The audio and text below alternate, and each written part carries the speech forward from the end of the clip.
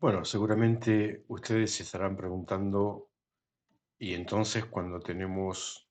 más de una variable, más de un parámetro, más de una columna como atributos de nuestro dataset, ¿cómo hacemos para determinar algo equivalente al umbral, como en el caso anterior de clasificar naranjas versus mandarinas? Bueno, la respuesta a eso está en la clasificación estadística paramétrica multivariada, o sea, cuando tengo más de una variable independiente, vemos en esta función aquí cómo se expresa el concepto de la probabilidad condicional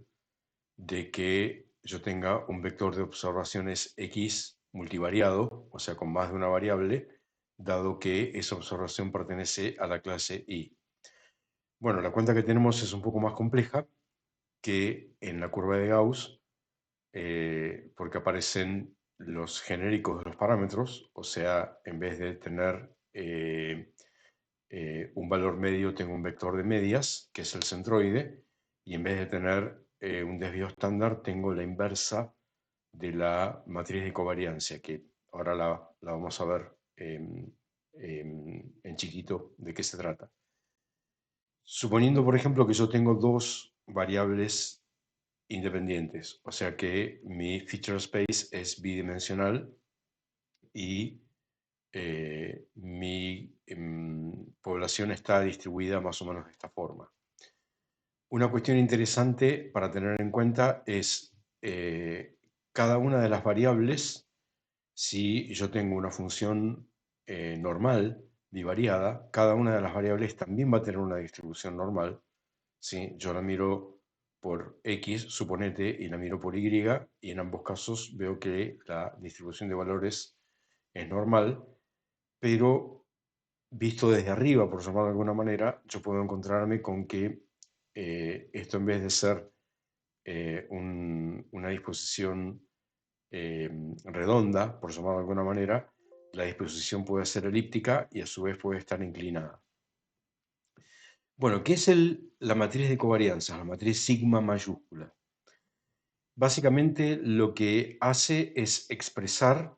la covariancia,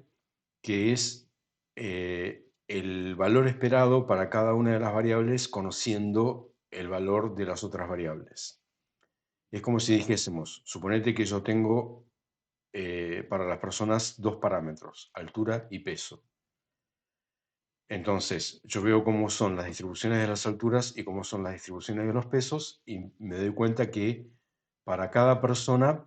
hay como una variancia conjunta en la estatura y el peso. Las personas más altas tienden a ser más pesadas, las personas más livianas tienden a ser más bajitas. Yo encuentro esa cuestión, entonces lo cuantifico y puedo encontrar una expresión que de alguna manera me está indicando cuántos centímetros más yo puedo esperar que mida una persona por cada kilo más que pesa, o cuántos kilos más puedo esperar que pese por cada centímetro más que mide.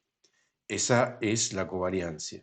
Entonces, cuando yo pongo las variancias conjuntas de todas las variables contra todas, voy a tener una matriz cuadrada de n por n, donde n es la cantidad de variables independientes que tengo. Por ejemplo, en un caso bivariado, mi matriz de covariancia es de 2 por 2.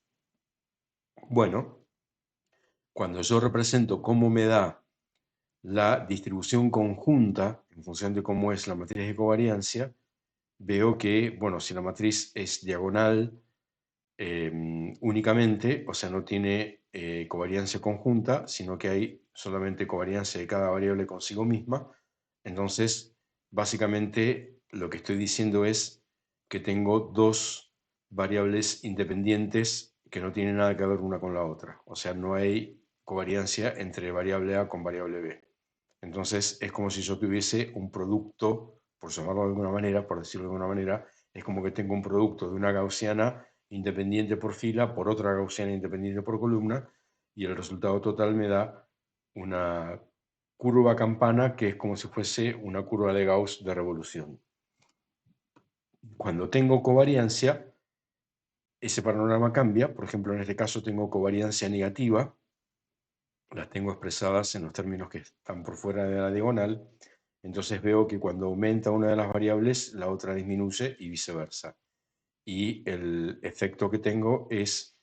que la distribución de valores, en vez de estar redonda, es elíptica, y en vez de estar simétrica, está como rotada o inclinada. Bueno, cuando yo tengo una situación como esta y por alguna razón mi distribución de valores, por ejemplo, yo tengo acá,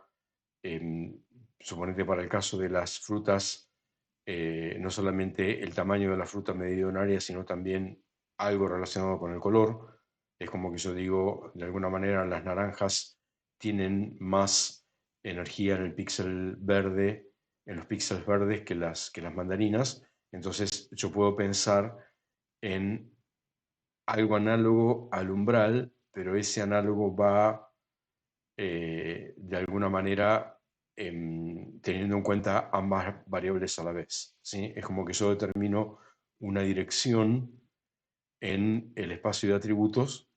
a lo largo de la cual yo voy moviendo ese umbral, y de esa manera voy determinando el lugar donde voy a clasificar. Es como que esta distribución que yo tengo acá es medio fantasiosa, pero básicamente me dice que las mandarinas más grandes tienen menos verde y las mandarinas más pequeñas tienen más verde, y con las naranjas ocurre todo lo contrario, y por eso yo puedo tener un clasificador bivariado que combina ambas cosas. Bueno, ¿yo cómo puedo encontrar esta dirección? Si se trata de una situación en la cual las matrices de covariancia de ambas poblaciones es igual, o sea, la distribución de cada una de las poblaciones de las naranjas y de las mandarinas tiene una curva bidimensional de Gauss con una forma parecida, entonces eso quiere decir que el clasificador que yo tengo va a tener una frontera que va a estar en algún lugar a mitad de camino entre las medias o los centroides, que son los lugares donde ambas distribuciones tienen su densidad probabilística máxima, y la dirección, esta dirección que habíamos puesto acá, a lo largo de la cual yo me tengo que mover, también queda determinada por propiedades de la matriz de covariancia, porque en particular lo que yo voy a encontrar van a ser los autovectores de la matriz de covariancia, y el autovector más importante es el que va a determinar la dirección del autovalor, perdón, el autovalor más importante es el que va a determinar la dirección del autovector a lo largo del cual yo voy a encontrar cómo está distribuida la variancia. Esto, para los que hayan hecho algún curso de estadística, es exactamente lo que hacemos cuando hacemos componentes principales, ¿sí? En definitiva,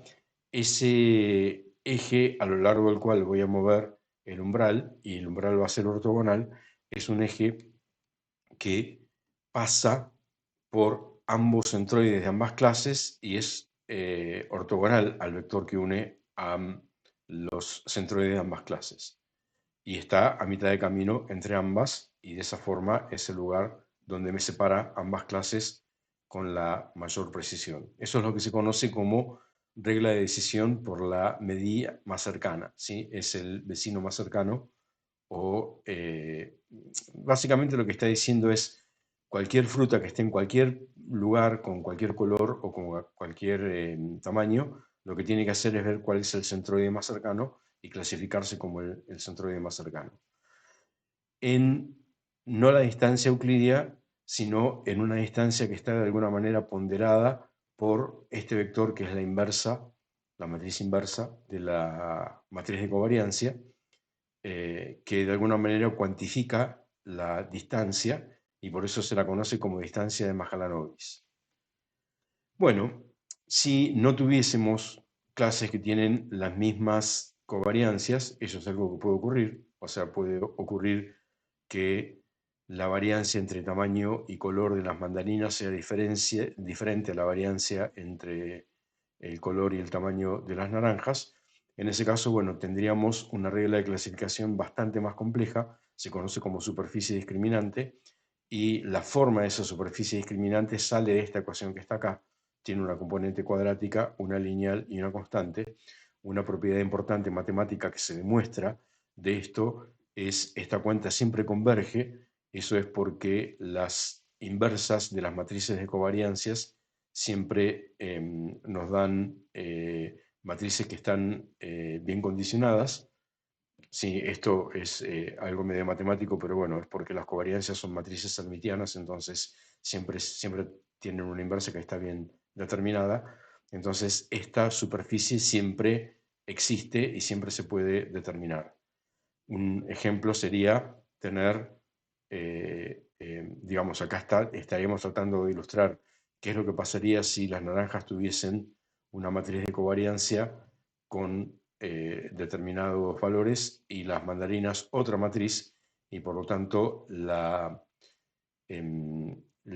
discriminación entre una clase y otra por probabilidad sería una especie de curva que, digamos, va atravesando los lugares donde cada una de estas distribuciones tiene la misma probabilidad, y en nuestro caso en particular quedaría más o menos representado de una forma como esta. Esta es la manera en la cual tradicionalmente la estadística ha resuelto los problemas de clasificación,